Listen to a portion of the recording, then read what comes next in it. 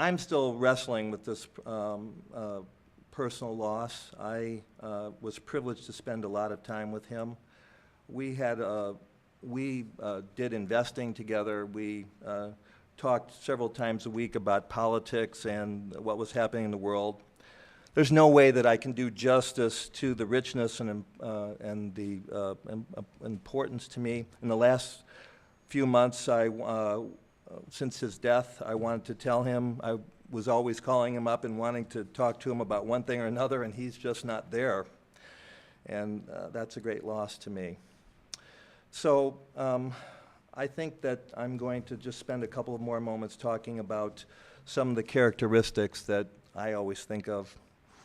One of the most important things about him was his readiness to see humor in a situation that was a serious matter. Something was funny, it was really funny to him, to the point where he literally lost his ability to tell a joke or stop himself from laughing. I'm sure you've all seen this.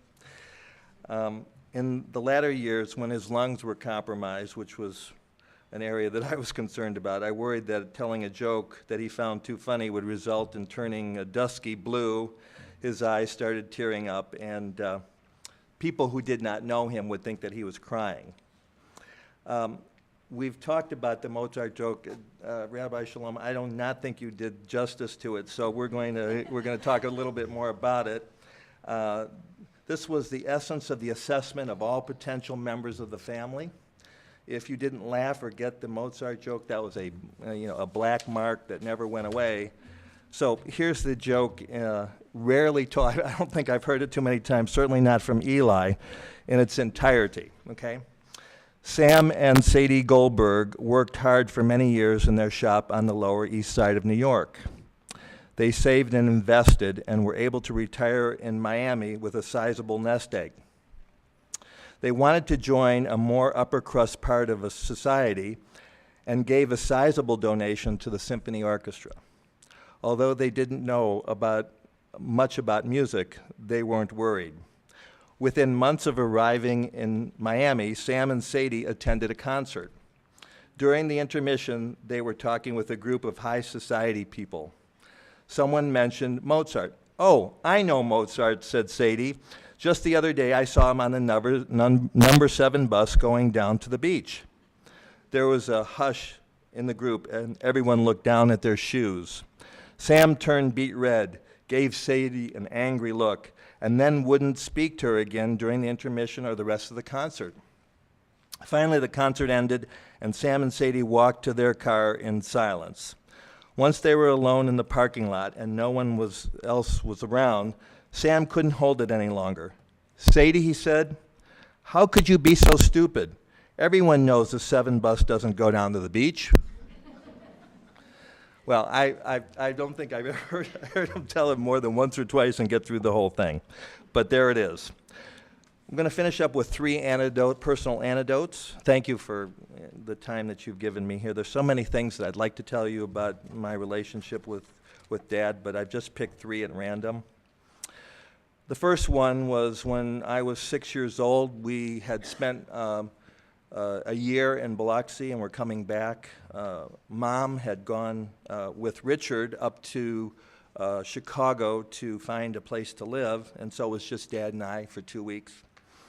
And the routine was Dad would fix me breakfast in the morning, and then we would meet our friends, the Grossmans, who some of you knew, at night, and we'd pick a restaurant. Now, unlike the plethora of restaurants in Biloxi now that it's a gambling area, there was only a few because it was only known for its Air Force base.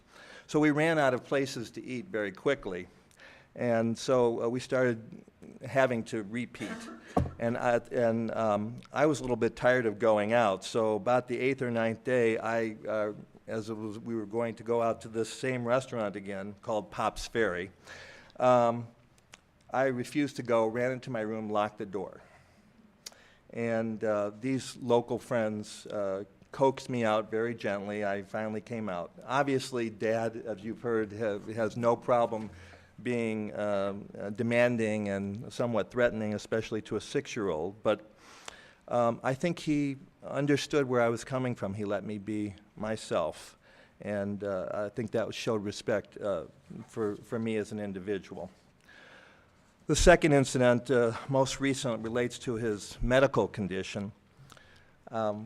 One night up in Waukegan, Dad and I were sitting on the couch, and he had this terrible habit of eating and talking at the same time. So he grabbed a snack of popcorn and some nuts and started talking as the food entered his mouth. You've all seen this. In the next moment, he started seriously choking and turning shades of blue. And being an airway management specialist, I was ready to do whatever I needed to do, you know, knife for tracheostomy or whatever. But in about 20 seconds, he grabbed his chest and said, "I think I've aspirated some popcorn," meaning that it went down into his lungs. So I said, "Okay, let's see if we can get it out." So I started performing chest physical therapy on him. It's a percussion kind of thing that we learn. And so I turned him on his side. It was on the left side, so his left side was up, and tried to get it out of his left chest into the main breathing tube.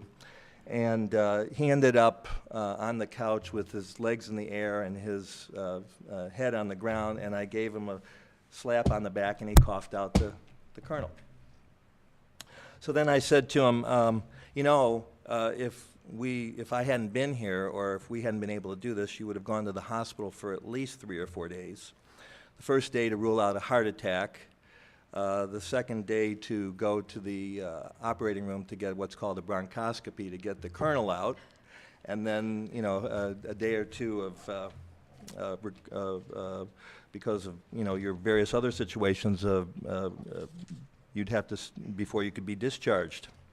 So that, I said, you know, figuring out today's prices, that's about cost of about $25,000 to $40,000. So I've just paid for my medical school in this one incident. So the third incident occurred about 15 years ago when I was about to embark on my master's in public health. As a child, Dad believed I was an underachiever and pushed me fairly hard with both the carrot and the stick tactics. I think you've heard about this. I almost flunked out of college the first semester, but Dad let me stay, even though he was afraid of my academic future, about my academic future. But by the 1990s, I was on my 4th graduate degree, and Dad didn't really see the marginal benefit of taking another one. So he encouraged me not to take my master's in public health. I told him that I wanted to do it for many reasons, so we struck a bargain that he would pay for this degree if I agreed this would be my last degree. But alas, after that degree was done, I found out about certification of computers in medicine, and I told him I was going to take that, and he just kind of laughed. So the coursework was fairly intensive, and one of the requirements was that that I take an internship, a clinical practice internship, which as a practicing physician I could not arrange. So I had to stop the program. So in the next conversation, I called him up and I told him that I had dropped out of school.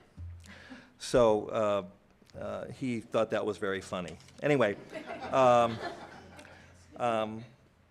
that's how I'm going to remember him, and he taught us a lot about enjoying life and good times and through adversity. Thanks, Dad. I love you, and I'll miss you.